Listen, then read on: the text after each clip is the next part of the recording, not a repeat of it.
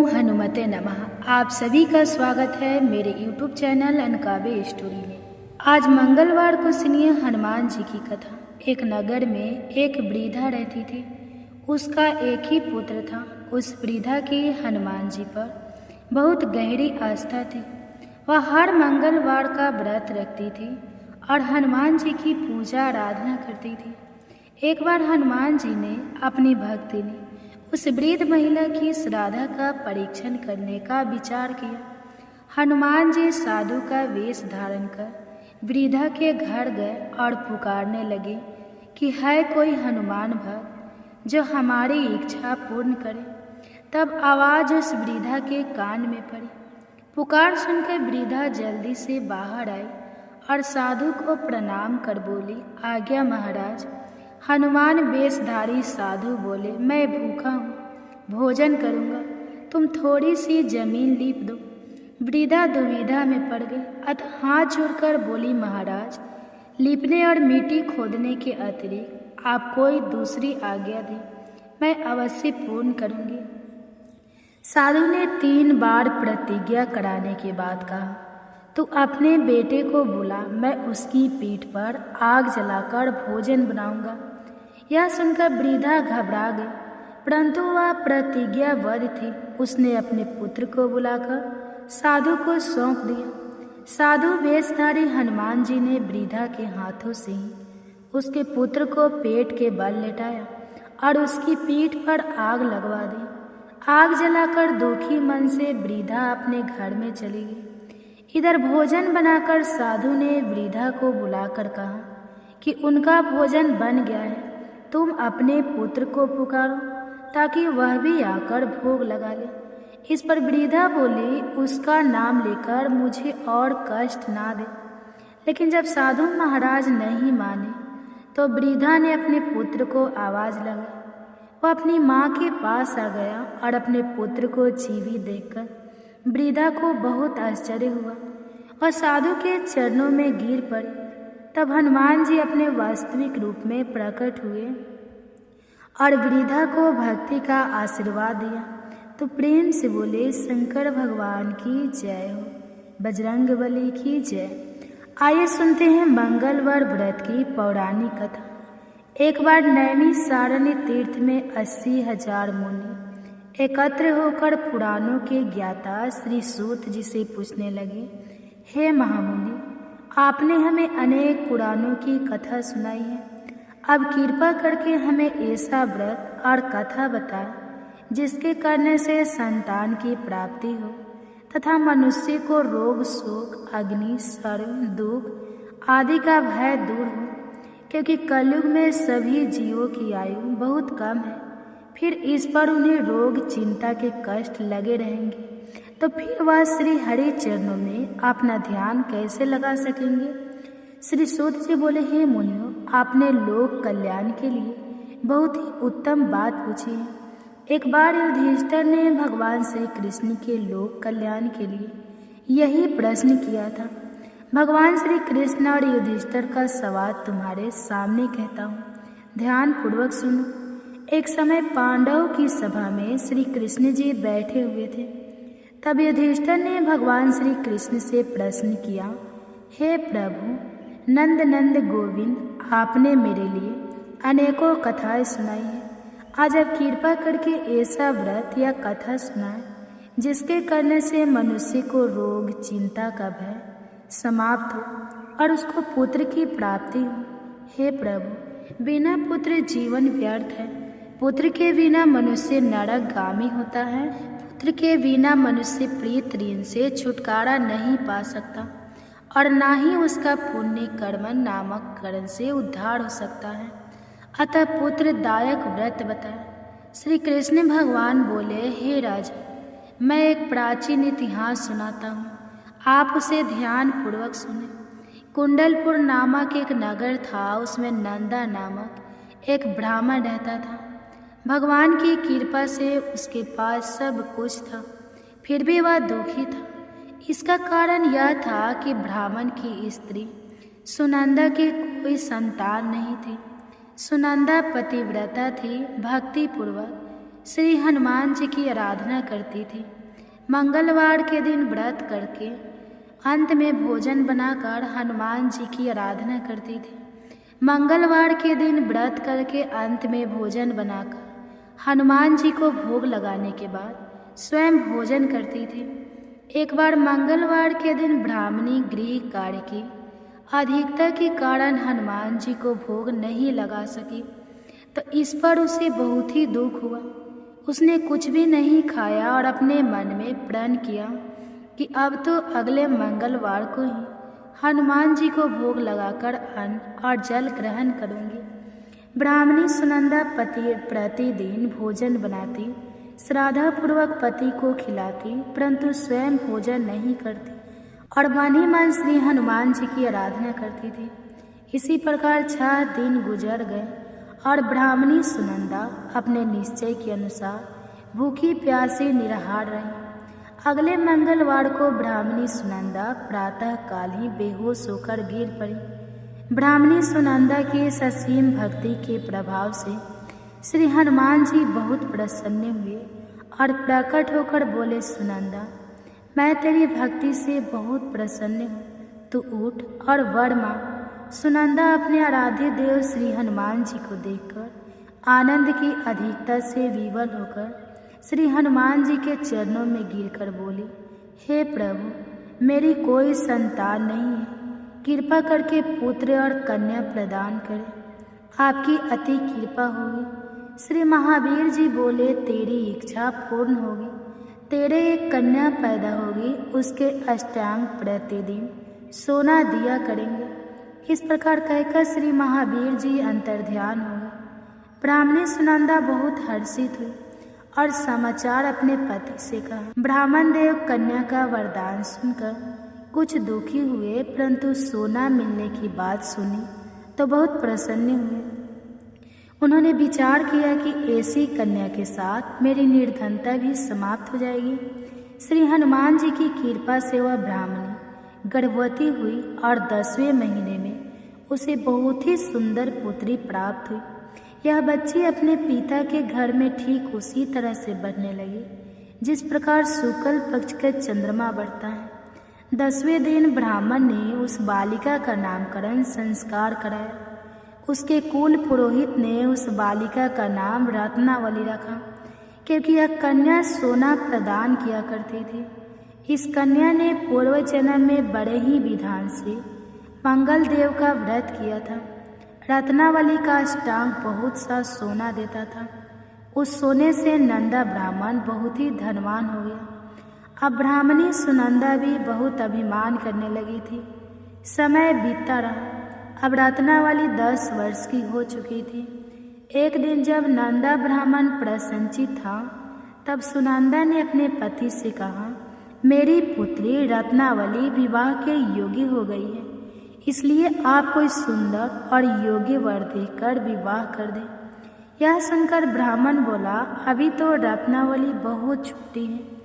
तब ब्राह्मणी बोली, शास्त्रों की आज्ञा है कि कन्या 8वें वर्ष में गौरी, 9वें वर्ष रोहिणी, 10वें वर्ष में कन्या, इसके पश्चाताप राजसौला हो जाती है। गौरी के दान से पाताल लोक की प्राप्ति होती है, रोहिणी के दान से वैकुंठ लोक की प्राप्ति होती है, कन्या के दान से इंद्र लोक में सुखों की प्राप्ति होती है।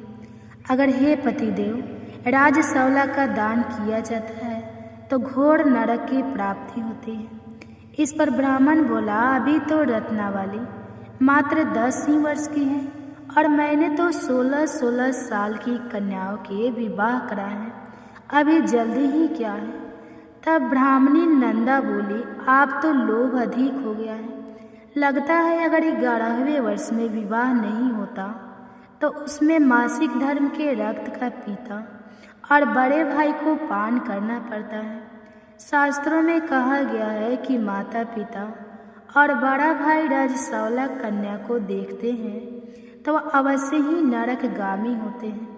तब ब्राह्मण बोला, अच्छी बात है, कल मैं अवश्य ही योग्य वर की तलाश में अपना दूत भेजूंगा। दूसरे दिन ब्राह्मण ने अपने दूत को बुलाया और आज्ञा दी कि जैसी सुंदर मेरी कन्या है वैसा ही सुंदर वर उसके लिए तलाश करो। दूत अपने स्वामी की आज्ञा पाकर निकल पड़ा। पंप नगरी में उसने एक सुंदर लड़के को देखा। यह बालक एक ब्राह्मण परिवार का बहुत गुणवान पुत्र था। इसका नाम सोमेश्वर था। दूत ने इस सुंदर और गुणवान ब्राह्मण पुत्र के बारे में अपने स्वामी को पूर्ण विवरण दिया। ब्राह्मण नंदा को भी सोमेश्वर अच्छा लगा और फिर एक शुभ मुहूर्त में विधि पूर्वक कन्यादान करके ब्राह्मण संतुष्ट हुए। परंतु ब्राह्मण के मन में तो लोभ समाया हुआ था। उसने कन्यादान तो कर दिया था, पर वह बहुत ही खीन था। उसने विचार किया कि रत्नावली तो अब चली जाएगी और मुझे इससे जो सोना मिलता था वह अब मिलेगा नहीं। मेरे पास जो धन था कुछ तो इसके विवाह में खर्च हो गया और जो शेष बचा है वह भी कुछ दिनों के बाद समाप्त हो जाएगा। मैंने तो इसका विवाह करके बहुत बड़ी भूल कर दी। अब कोई ऐसा उपाय हो कि रत्नावली मेरे घर में ही बनी रहे, अपनी ससुराल ना जाए। लोभ रूपी राक्षस ब्राह्मण के मस्तिष्क पर छाता जा रहा था। रात भर अपनी सैया पर बेचैनी से करवटें बदलते बदलते उसने एक बहुत ही क्रूर निर्णय लिया।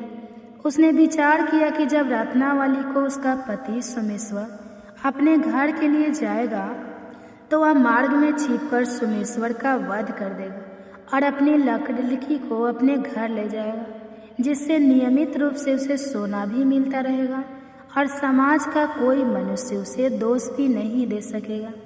जब अगले दिन सुबह हुई तो नंदा और सुनंदा ने अपनी जमाई तथा लड़की को बहुत सारा धन देकर विदा किया। सोमेश्वर अपनी पत्नी रत्नावली को लेकर ससुराल से अपने घर की तरफ चल दिया। ब्राह्मण नंदा महालोभ के वशीभूत होकर अपनी मति खो चुका था। पाप पुण्य उसे विचार नहीं रहा था। अपने भयानक और क्रूर निर्णय को कार्य रूप देने के लिए उसने अपने दूत को मार्ग में अपनी जमाई का वध कराने के लिए भेज दिया था, ताकि रत्नावली से प्राप्त होने वाला सोना उसे हमेशा मिलता रहे और वह कभी निर्धन ना हो। ब्राह्मण के दूत ने अपने स्वामी की आज्ञा का पालन करते हुए उसके जमाई सोमेश्वर का मार्ग में ही वध कर दिया।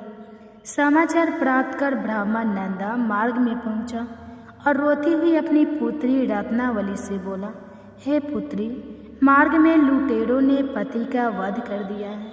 भगवान की इच्छा के किसी का वश नहीं चलता है। अब तो घर चल, वहाँ पड़ी रहकर शेष जीवन व्यतीत करना।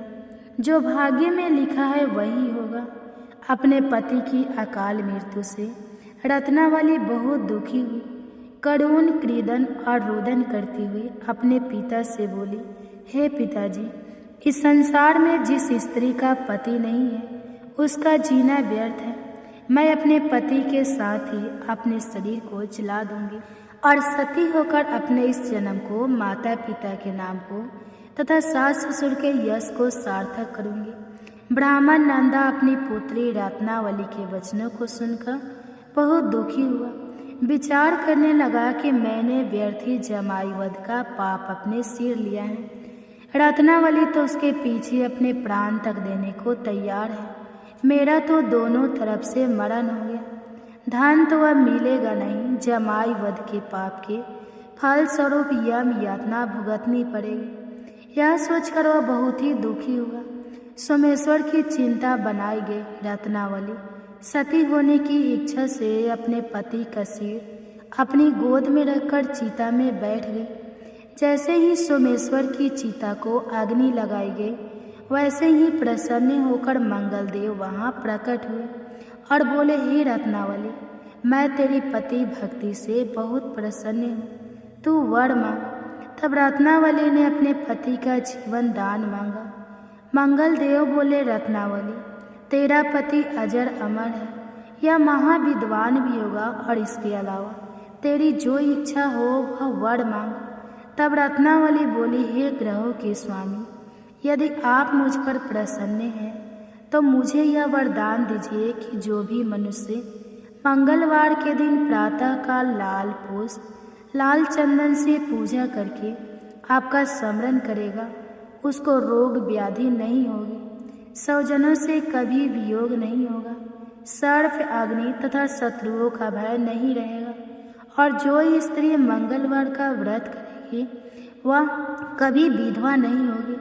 मंगलदेव ने तथास्तु कहकर अंतर ध्यान हो गया। सोमेश्वर मंगलदेव की कृपा से जीवित हो उठा। रत्नावली अपने पति को पुनः प्राप्त कर बहुत प्रसन्न हुई और मंगलदेव का व्रत प्रत्येक मंगलवार को करके व्रतराज और मंगलदेव की कृपा से इस लोक में सुख ऐश्वर्य को भोगते हुए अंत में अपने पति के साथ स्वर्ग लोक को गए। प्रेम से बोलिए जय श्री हनुमान। आप सुनिए ऋण मोचक मंगल स्तोत्र पाठ का हिंदी अनुवाद।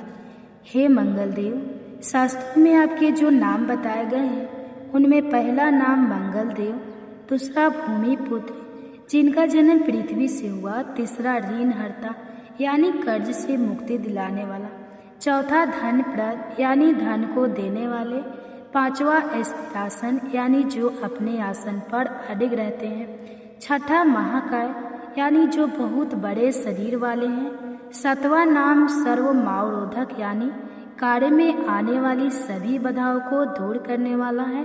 हे मंगलदेव, आपके नामों में आठवां नाम लोहित, नौवां लोहितांग, 10वां शाम का नाम यानी कृपा करने वाले, जिसका अर्थ सामक ब्राह्मणों के ऊपर अपनी कृपा दृष्टि को रखने वाला है। 11वां धारामच यानी पृथ्वी के गर्भ से उत्पन्न होने वाला, 12वां कुंज, 13वां भाम, 14वां भूतक यानी ऐश्वर्य को देने वाला, 15वां भूमि नंदन यानी पृथ्वी को आनंद देने वाला।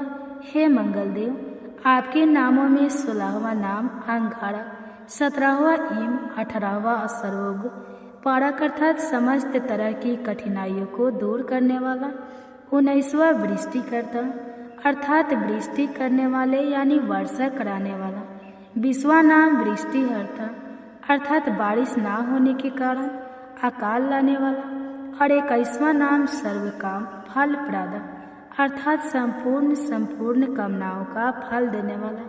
हे मंगलदेव, जो मनुष्य आपके इन 21 नामों का वाचन सच्चे मन और विश्वास से करता है उस मनुष्य के ऊपर कभी ऋण यानी कर्ज नहीं होता है और वह अथाह धन की प्राप्ति करता है।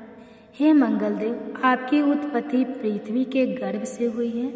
आपकी आभा आकाश में करकराने वाली दामिनी अर्थात आकाश में चमकने वाली बिजली के समान है।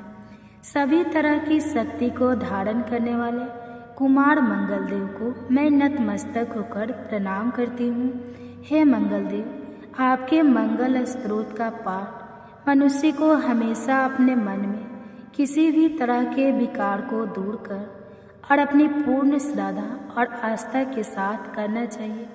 जो भी मनुष्य इस मंगल स्तोत्र का पाठ करता है और दूसरों को सुनाता है उसके सभी कष्ट दूर हो जाते हैं। हे अंगारक अर्थात अग्नि की ज्वाला से जलने वाले, महाभाग अर्थात पूजनीय ऐश्वर्यशाली, भक्तों के प्रति वात्सल्य यानी प्रेम रखने वाले, आपको हम नतमस्तक होकर प्रणाम करते हैं। आप हमारे ऊपर किसी दूसरे से लिया हुआ उधार को पूर्ण करवा कर्ज को हमेशा के लिए दूर कर दीजिए। हे मंगलदेव, मेरे ऊपर किसी दूसरे का कोई बकाया हो तो उसे समाप्त कर दीजिए। किसी भी तरह की व्याधि हो तो उसे भी दूर कर दीजिए। हे मंगलदेव, मेरी गरीबी को दूर कर अकाल मृत्यु के भय को दूर कीजिए। मुझे किसी भी तरह का डर, क्लेश और मन में दुख हो तो उसे भी हमेशा के लिए दूर कर दीजिए। हे मंगलदेव, आपको संतुष्ट करना बहुत ही कठिन है। आप तो मुश्किल से प्रसन्न होने वाले भगवान हैं, मंगलदेव है। आप जब किसी पर भी अपनी कृपा की बारिश करते हैं तो उसे समस्त प्रकार के सुख समृद्धि प्रदान कर देते हैं। जब आप किसी पर नाराज होते हैं तो उसकी सार्वभौम सत्ता को भी तहस नहस कर डालते हैं। हे महाराज, आप जब भी किसी से नाराज होते हैं तो अपनी अनुकृपा दृष्टि से उसे हीन कर देते हैं। आप अप्रसन्न होने पर ब्रह्मा जी, इंद्रदेव और श्री विष्णु जी के भी साम्राज्य संपत्ति को नष्ट कर सकते हैं। फिर मेरे जैसे साधारण मनुष्य की तो बात ही क्या है। प्रभु, आप सबसे शक्तिशाली और सबसे बड़े राजा हैं।